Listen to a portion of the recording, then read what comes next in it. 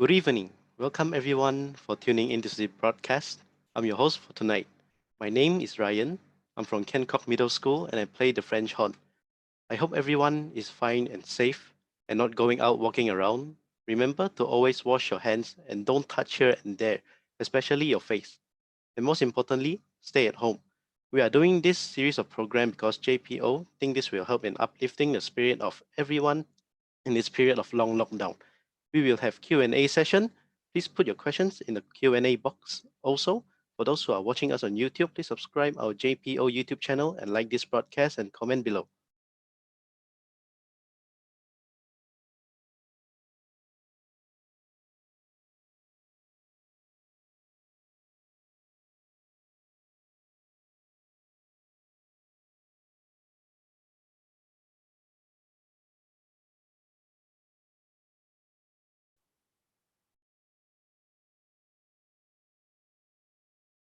Today, we are very honored to be able to invite Miss Cindy Liu from Taiwan. Miss Cindy is the principal horn player of the Taiwan Philharmonic Orchestra. Please welcome Miss Cindy Liu. How are you doing today, Miss Cindy? Hi, I'm fine, thanks. How's everyone in Malaysia? Thanks for inviting me. How is the situation there in Taiwan regarding this COVID-19? Well, like the school is still going on, which is we should feel thankful, and we are still pretty free to walk around and stuff. So, but you just have to wear a mask, and everyone is very cautious about the environment and everything. So that's why seems like the situation is still under control. Okay. Here is a short profile about Miss Cindy Liu. Miss Cindy received early musical trainings in Fuxin Elementary and Zhen Ai Junior High, studying piano and French horn. In 1992, Miss Cindy won the first prize in Junior French horn division at the National Music Competition of Taiwan. Soon after that, Miss Cindy immigrated with her family to Auckland, New Zealand.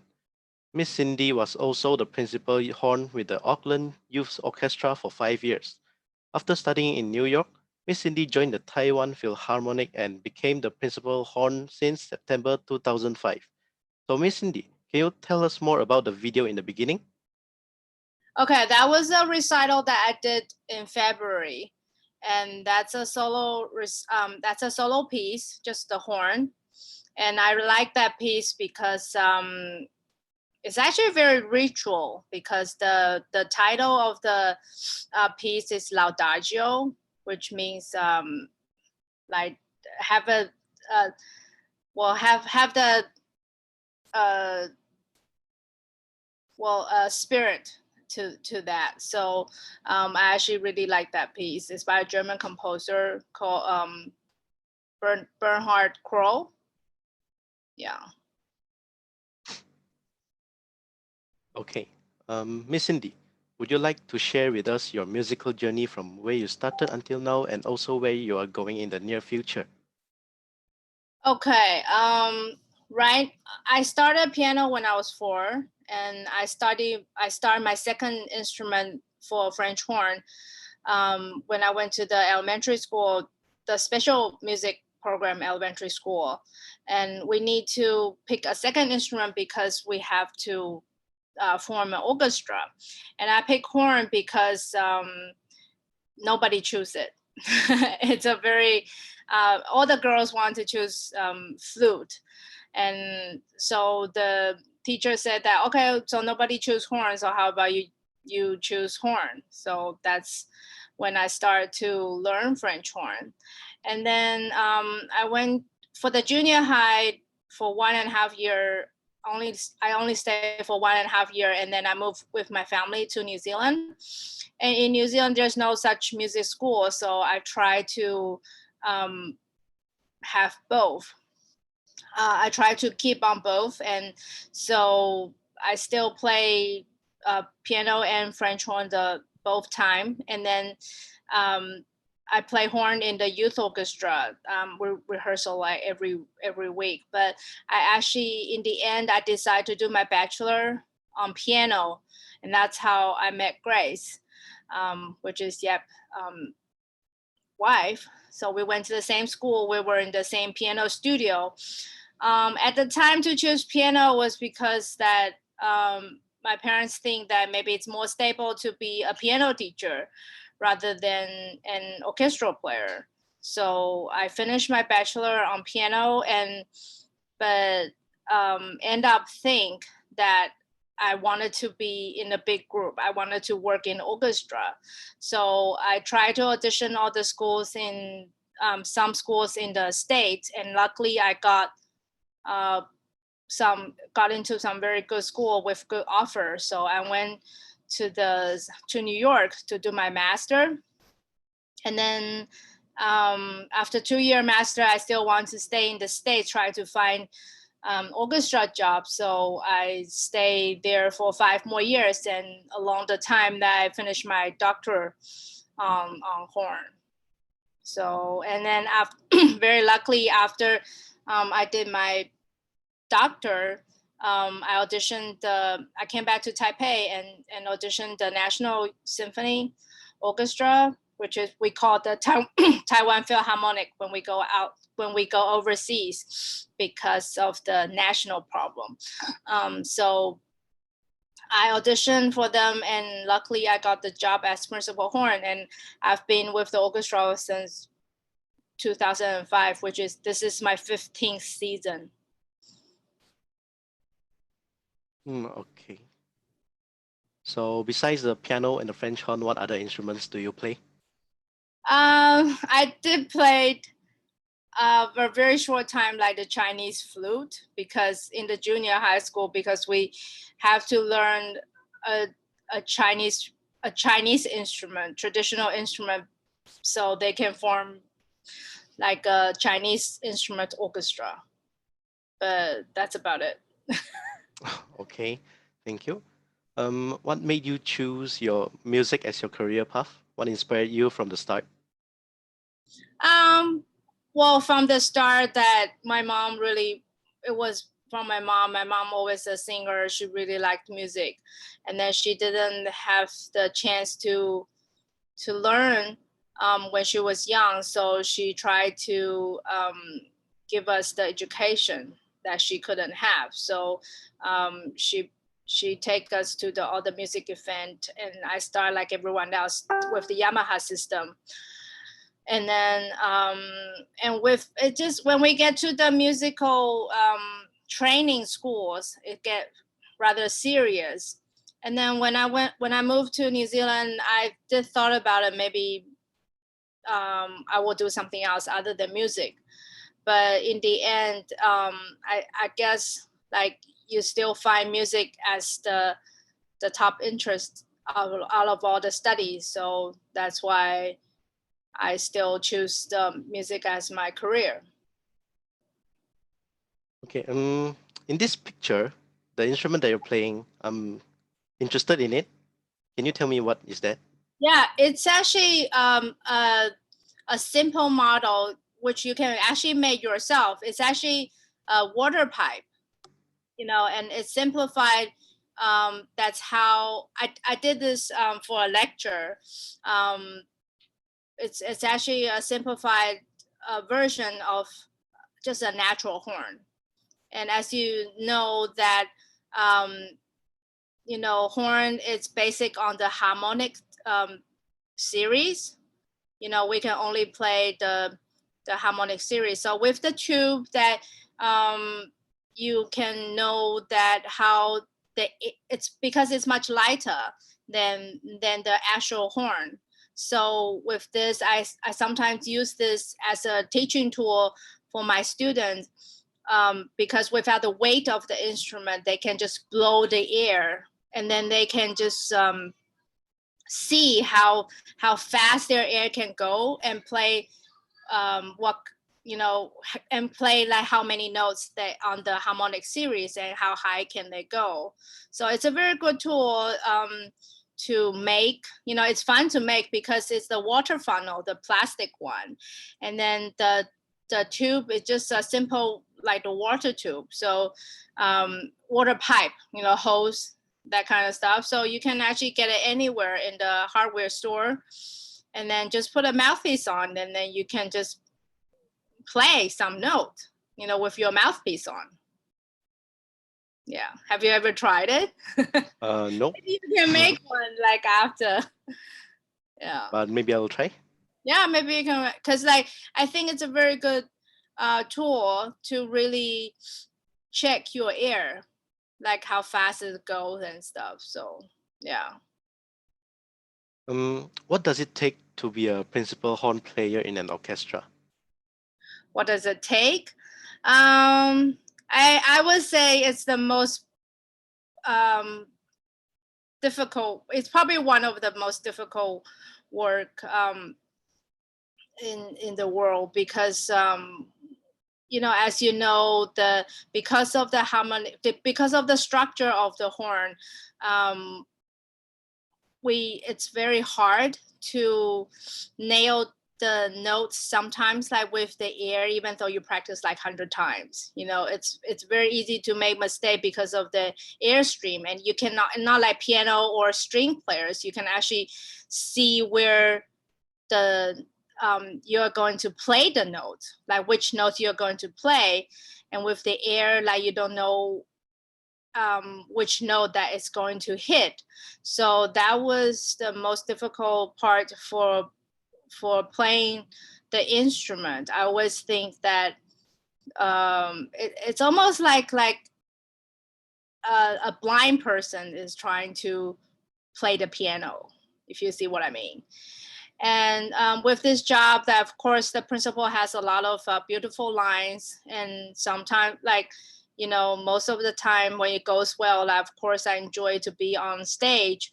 But it's also, there's also a lot of difficult time that you have to suffer, and you have to bear with, you know, as a principal player, because you know, there's no excuse on stage, to be honest. And then you know, you just have to if the performance goes bad, unfortunately, that you just have to take it, you know, because there's only one chance, you know, on stage, like, so there's no turning back, and there's no rerun again. So sometimes with that, it's quite difficult. Yeah, it's that's how I feel. Okay. Yeah. Do you play any chamber music? Yeah, I actually, for this the picture that you showed, I just played this Beethoven septet, as this is the Beethoven year. And the septet is, it's very interesting because it has 3 wind players and then 5 five string players, and it's a very good it's a very great piece. And I play chamber music sometimes, of course, with my colleagues, and sometimes I get invitation from outside the orchestra. Yeah.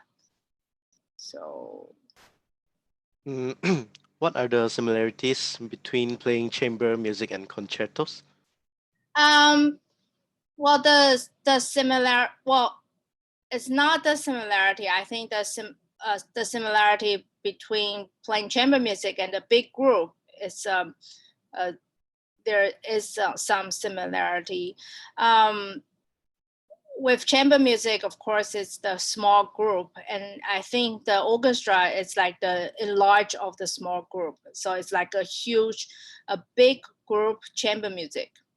So I encourage everyone to really do the chamber training, like whenever they can, because with the small groups you will be able to check more about the tuning and blending, you know, for the tone and the pitch and the rhythm, yeah, and everything, all the small details with a small group. And then when you go to the big group, that you will find it more easy. It's easier to because you have the ability of playing with everyone else. So your ensemble skill in the big group will show a huge improvement. And with the solo, solo is more different, because solo, as a soloist, that you need to stand out from the group. So you're like the start of the group, pretty much. Of course, that you have to be with the orchestra, but then with the solo, it's more of the blending, that you have to stand out from the group. So that's why I would say that the chamber music and the orchestra ensemble blending, it's more similar rather than the solo with the orchestra. Okay, thank you. For now, for all of the attendees, if you have any questions, don't be shy to put them in the Q&A. And for my final question, Dr. Cindy, would you like to give some advice to our orchestra JPO, especially to our brass section, including the horn? Yeah, I would say just listen to each other. Like, I think listening is very important. It's like I said, in a group, it's more about blending with everyone else, instead of like showing only you, or instead of like sticking out. So I think listening to each other and playing with everyone, the ensemble skill is very important, especially in the big group. And so, of course, there are some fundamental parts that you need to be cautious all the time. It's like the tone, the pitch, and the rhythm. those are the three keys element to play in an ensemble. So that was the most important thing. But I think be able to do the blending, of course, you have to open your ear. Okay. Thank you. Okay. I really hope that you can come to Sabah to play with JPO. Of course. Yeah. I would love to learn from you. Yeah, actually, we have in the school we teach. I teach. I think there are some Malaysian players like came like annually. Maybe you know some of them. Yeah. How do you transpose a nice sound playing the horn? How do I transport? I think again, I think it's if you have good ear, like if you know, I think for the first that you need to know what kind of sound you want. And so once you know what kind of sound you want, and then you will try to make the sound. And then also with the nice sound, I think it's always a lot of air projection. And you always remember that a lot of air, because we are like the wind we are the wind instrument. So of course that wind instrument is the oil to the car, right, of the instrument. So without air, there's nothing else you should think about. There's no way that you can play well with no air. I see. How do you keep a good tone shape? How do I keep? Actually, I do a lot of mouthpiece practice, just the mouthpiece. And my old teacher always said that with the mouthpiece, if you can play everything on the mouthpiece, then you can everything. It will sound okay on the horn, because mouthpiece is short, and then you will be able to hear the air more directly. So if you can play well on the mouthpiece, and then you will be able to have a clean tone on the horn, guaranteed. And I also do some the lip buzzing. If you can, if you can do the lip like.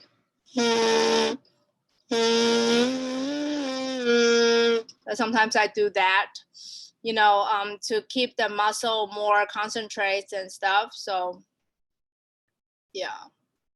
Okay, thank you. Now we will enter our Q&A session. Okay.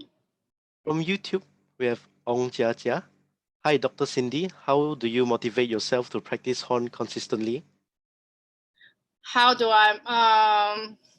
Well, for me, before the COVID-19, I have no time to really think about the motivation because I have to work. I performed like 4 to 5 concerts a month. So I basically have to get ready for most of the time. But for motivation, I think it's just trying to get better. You always have to have the will to try to get better. So I think with that, that's enough for me to keep practicing. Okay, thank you. Hello from Hairun Alif Arifin bin Hairun Anwar. Hello, Dr. Cindy. What exercise do you usually do to expand your high range, and how does it work? Okay, for the high range, I take care of the corner of my mouth, of my lip, and so remember just to go inward all the time. And because like when you go outward, which is the old school always teach, like it will go like, and then your air stops. So if you go inward, no matter how hard you push inside, like the air will still be there. So that was the philosophy of like keep the corner in when you play high. And then, of course, with a lot of air, you need a lot of air, fast air, to be able to play high range. And then a simple exercise you can do for expanding the high range is to play 4 notes at a time. So it's like G, A, B, C, and then A, B, C, D, like that.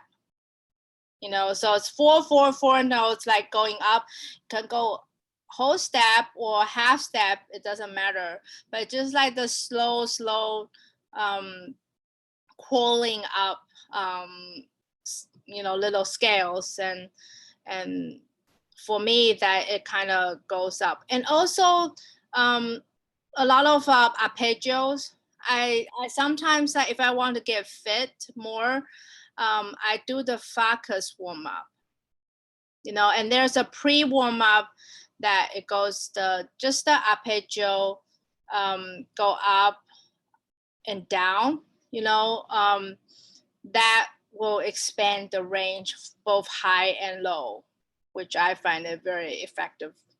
And just play a lot of, if you don't have any exercise book, particular exercise book, just do a lot of arpeggio and scales, but just don't try to do all the high notes like in one time, because you will hurt yourself. So just do probably even half notes, like 1 week. You have to be careful not to rip your lip. Yeah. Okay, thank you. Do you think that practicing long tones builds strength? Of course, yeah. Long tone is like the how do you say, the muscle builder for the lip. But for the long tones, I think you need to practice with the metronome. It will be more effectively. Sometimes I use 70 or 80 for the tempo, and then I use the 8 beat or 16 beat, the long tone. And put the metronome on with the long tone. It's because you will know like how to count your crescendo and decrescendo, so you will plan your air more effectively, and with instead of just like doing just one tone, with the for my long tone practice, I will always like do probably 8 beats with only crescendo, or 8 beats with only diminuendo, and then I will combine the two with the 16 beats with 8 beats crescendo, and then 8 beat decrescendo. With the long tone, I also think that it not only built the strength, but also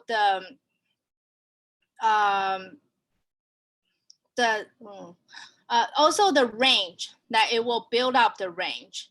That when you go to professional, sometimes when you go to professional, the competition is not just about like how fast you can play. The competition is it's between like how loud or how soft you can play. So dynamics is actually comes to a very important effort, when it comes to professional jobs. So the long term practice, the long term exercise is very good for building up your range, dynamic range, not just the notes range. Okay, thank you. Hi, Miss Cindy. I'm interested with the DIY horn in the photo earlier. What is the measurement to make it? I'm not sure. Actually I did that one in a very short time, so that was a very weird key. I think it's in A flat. But I think you can find the length on the measurement online. There's some video clip, yeah, on the YouTube that maybe you can find. I have a student that who did a F horn for me, but I forgot to ask her how long the thing is. Maybe I'll find out and then I'll post it back here. Okay, thank you. From Nur Fauzan Muhammad Kiri. Hi, Dr. Cindy. What we should do if we don't get enough warm up before the audition? Okay. Well, I would just say just play like minimum. Well, if you only have like 5 minutes or 2 minutes, play. I would say just play the simple arpeggios, like the third, the like arpeggio on F horn. Just play that. For me, that will work. So you still have to play something, not do a big warm up before the audition, but you have to take care of the lip. But for the basic warm up, I will just like the strings will play their running notes for us. That I will just play the arpeggios on F horn. Okay, thank you. What is the proper way or position to put our right hand position? Oh, there's a picture that shows on the Facus warm-up book. I can post the picture later back here. But the Facus warm-up book, the Facus book, it's really the Bible, I think everyone should get. It has everything about the warm-up and about the horn position. For me, that I put on the bell, like I put my hands like this way. So I have a big jian, the big thing here, because I put I put my hand like this in the bell, and the 4 fingers that it will press on the further parts of the bell, and then so my hand doesn't cover up the bell. Yeah. Does that work? It's kind of hard to show, right? Yeah. Okay, thank you. What is the difference between B flat and F horn fingering if I am playing double horn? What is a what? Sorry. What is the difference between B flat and F horn fingering if I am playing double horn? There's a fingering chart that you can find, but basically, I tend to still do mix. For the I play with the middle 8 and down on the F horn, and then only the A up. I play the B flat horn. Some teacher, but I will change also. Depends on the pieces. If I have to play very fast notes, and then I will use the B flat horn or F horn, whichever it's more convenient. But for me, I think if you, as a starter, that I think you should learn the F horn instead of B flat horn. There are some teachers that starts their students with B flat horn, which I really don't think it's a good idea. The reason is that the F horn is longer than the B flat. I think everyone knows that. And so of course that B flat horn, because it's shorter, so it will get you to play higher notes like very soon. But it also means because it's shorter, so it's less air that you use. So for me, I start to teach my son play horn, and I insist that he get a single F horn, because I think the F horn, you will be able to have more air, like from the very start. Of course, that he will have difficulty to play higher notes, but then at least that he will get a good fundamental training from the very beginning on the F horn. And F horn is the fundamental key for the horn. So of course it has the best sound. Okay, thank you. For a beginner, it's difficult to get the right tone. Any tips for us to practice? As I said, that you have to know first that what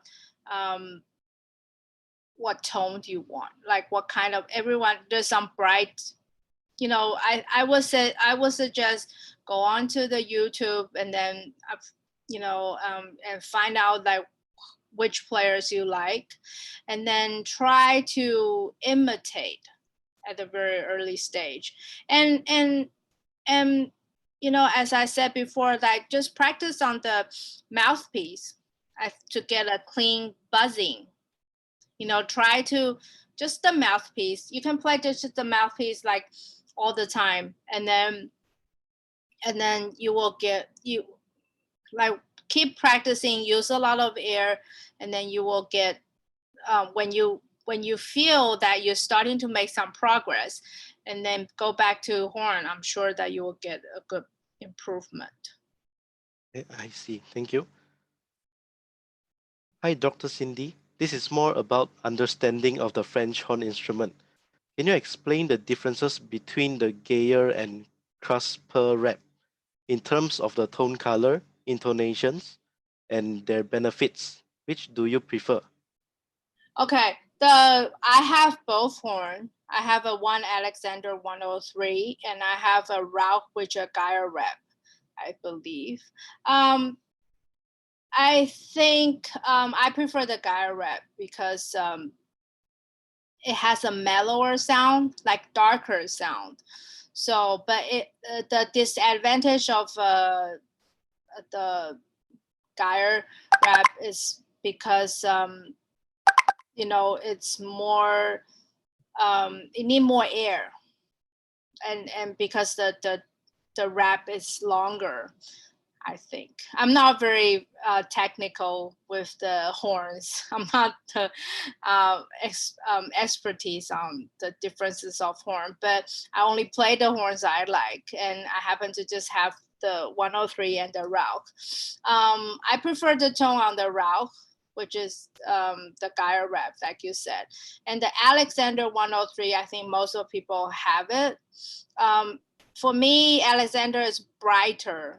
Then the airstream is very easy to just bump, just like out there. But for me, sometimes I think the tone is too bright.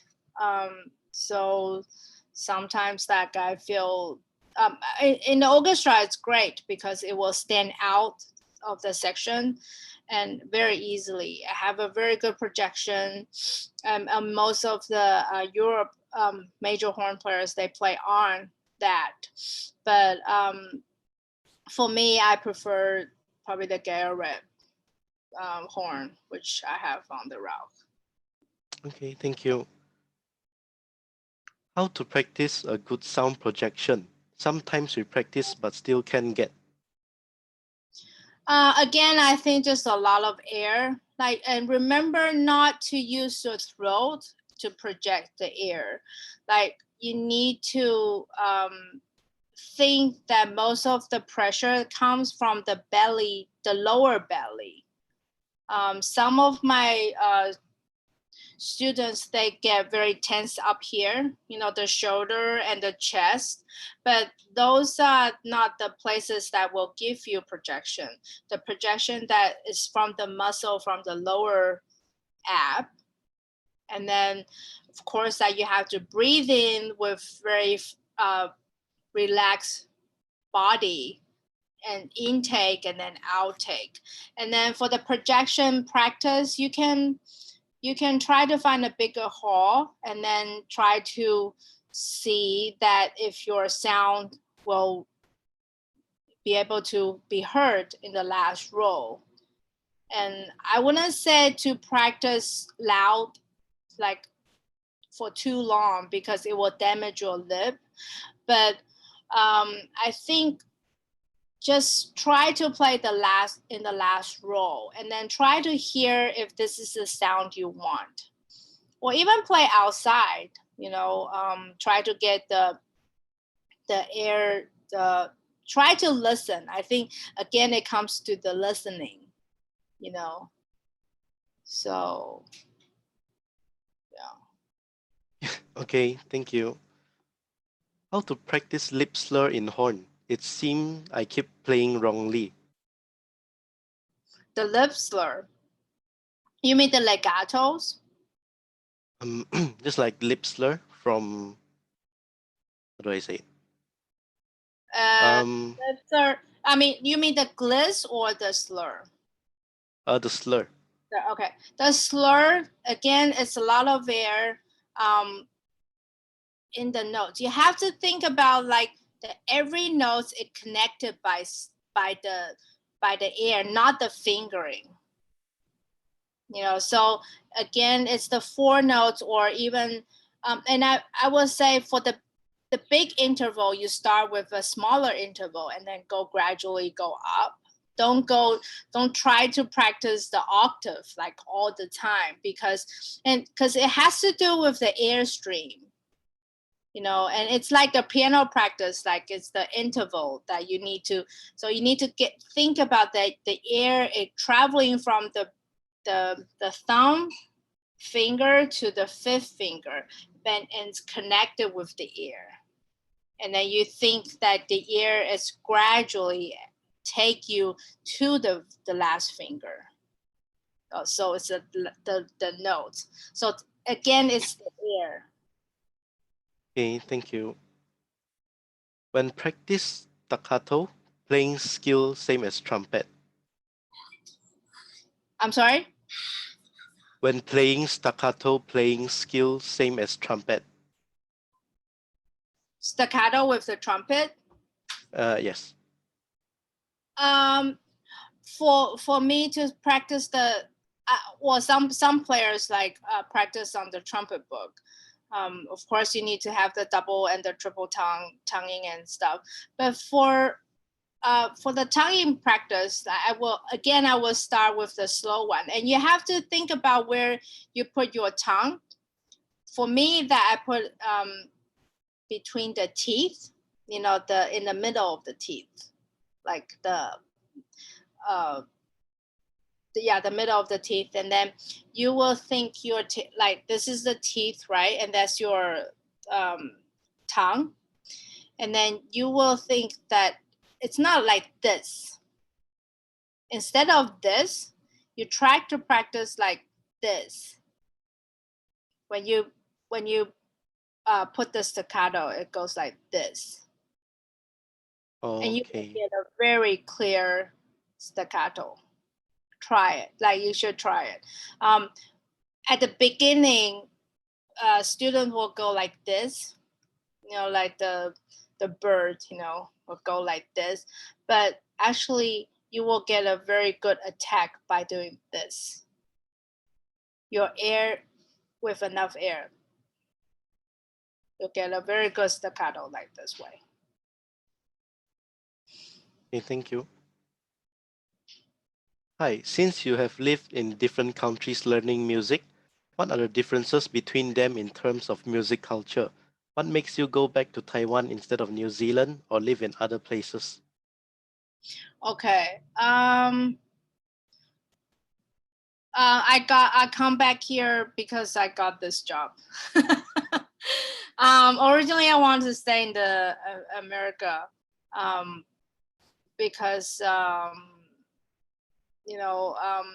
it's more challenging actually to get an orchestra job there. But also, but I got a very good job here in Taiwan, and I did thought about to go back to New Zealand, but because of my husband's work, that's not in the option. But the Taiwan environment is actually very good. But we have 5 orchestras in the country, 5 professional orchestras in the country, which is a lot.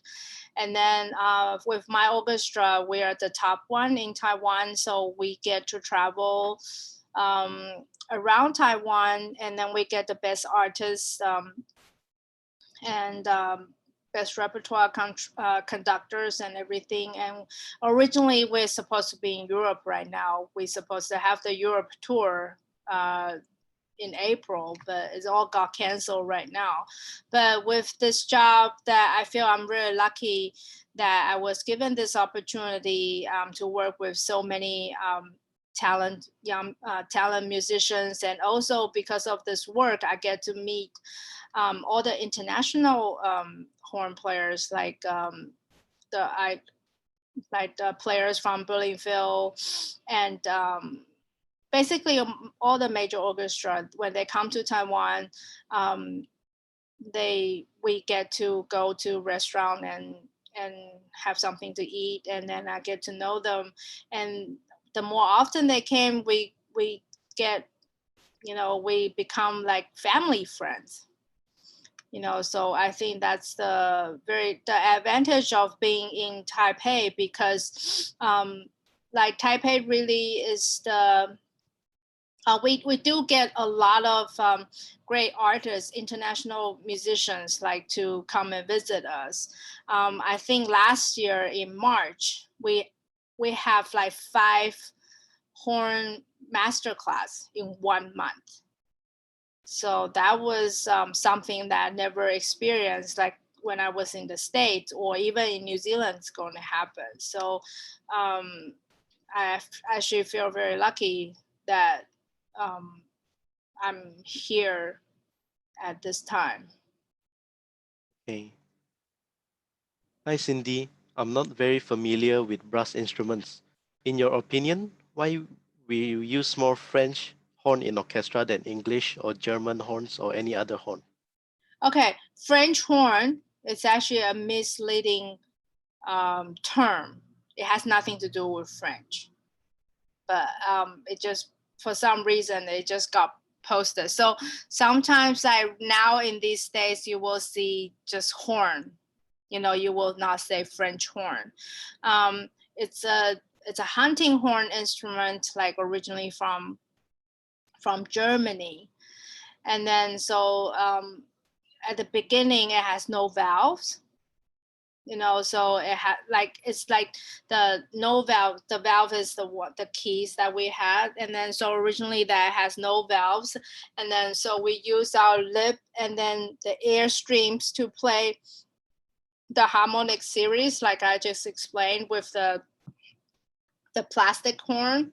Originally we started like that, and then until like 1815 the valve was invented, and then so we would be able to play more notes, like more notes than the harmonic series. So that's the very very simple version of the evolution of the horn. Yeah. Okay, thank you. How do I improve the sound? As in good sound and making my sound louder. um Making yourself louder, that's the another thing, as improving the range, like I explained it before. I think long term it's a very good exercise to improve your range, but you have to practice with the metronome. Okay, you have to practice with the metronome in order to get the most effective practice for building up the range. Because with the metronome, you will have the beat, and then you will know that how much air you need to gradually improve, gradually get louder, so you will make your long tone exercise more effectively. So long Okay, tone. yeah, thank you. Do you have any experience with the natural horns other than the difference with the valves? How the sound differs and with the modern French horn? Yeah, I played the two movements for the Brahms horn trio on natural horn.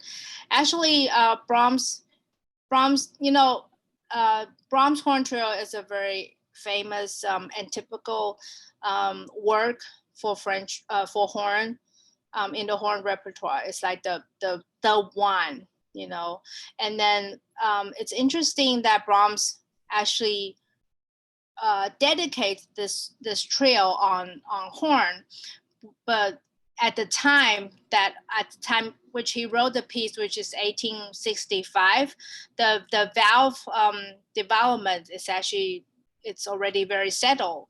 In fact, like his good friend like Robert Schumann actually wrote two famous pieces, that the horn, the Adagio and Allegro for horn and piano, and of course that his concerto for Concertstück for four horns. Those are all for the valve horn. So it's very interesting that Brahms, in the contrary, actually wrote for volt horn, for natural horn. The differences with the natural horn, the valve horn, the reason that Brahms wanted to write for valve horn is that he think that with the valve horn, all the notes will sound the same. That's the biggest difference with the invention of the valve, because every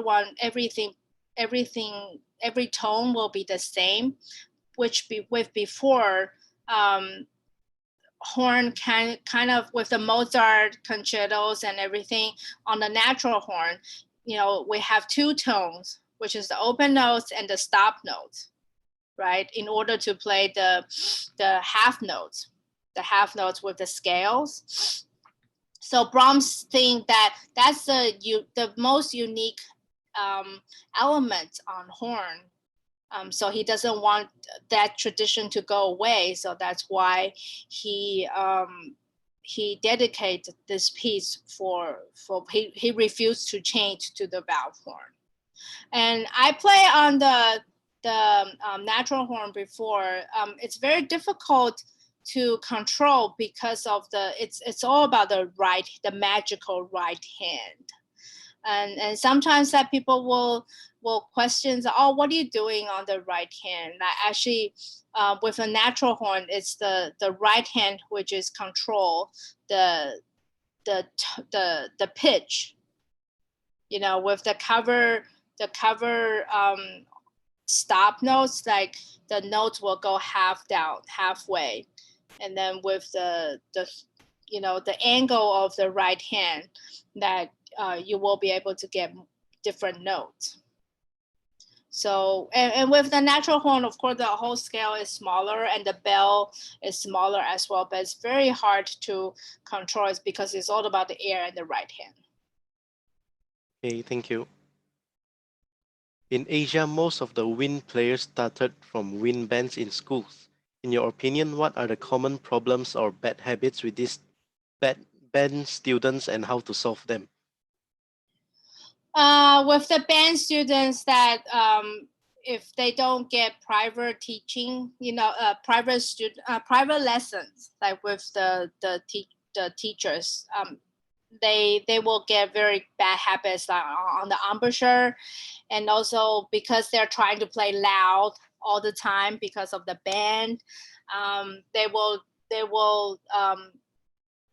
not get very good training on the on how to play louder more effectively, because they have to play loud all the time, so they use their energy to play loud, but it's actually all the they didn't there's an easier way to play louder, and there are some parts that you don't have to play so loud, but because you wanted to have fun with everyone else, so that was the problem. So I would say that's very dangerous to start with a band. Of course, like with band, it's more fun, as a group. That's why I enjoy my youth orchestra time very much, because we get on tour and then we play a lot of repertoire, and then I look forward for my weekly rehearsals like with everyone else. But with band, I think that it's okay to have fun, but I think it's very important that you should get a private teacher along the side. Thank you. How to play soft in horn? How to play soft? It's the control of the air. Actually, it's a slower air, just just blow slower. I always tell my students, when you play loud, you just blow faster air. But when you play soft, that you blow slower air. Actually, there's a way you can see that if you play faster or soft on the air. Maybe Ryan, you can do it right now. If you blow faster air, what temperature of the air is that? Do it now.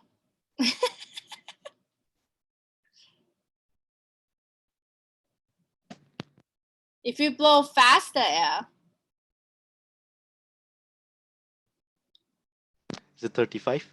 no, I mean just like is it cold or it's Oh, warm or it's a warm or cold air when you blow warm. faster. When you blow fast, Cold, cold. cold, and so when you blow slower, it's a warm air, right? So that was the easy temperature, you know, measurement for the how fast is your air. So if you want to play higher, then you have to blow really, really cold air, right? So when you play softer, try to blow warm air. Okay. As warm as possible. That was Okay. very cute that you actually measured the temperature. Okay. Thank you, Miss Cindy. Thank you, Dr. Cindy, for giving so much knowledge about the horn. I hope all of you have gotten all your answers and learned a lot from Dr. Cindy tonight. Thank you, Dr. Cindy. Thank you. Thanks for having me. I hope to meet some of you very soon. So we are coming to an end for tonight's program. I hope for those who haven't got your questions answered, please stay as Miss Cindy will answer your question through the Q&A below in writing. This broadcast will be on every night at the same time until the 28th of April. Please check for the link at our Facebook page and stay tuned. You can also check out our Instagram and Twitter. For anyone interested to share any of our program with your family and friends, it will be out on our Facebook page, Jesselton Philharmonic Orchestra. And now for the closing prayer, I will lead the prayer to end tonight's program. Please pray in whatever faith you believe in for the COVID-19.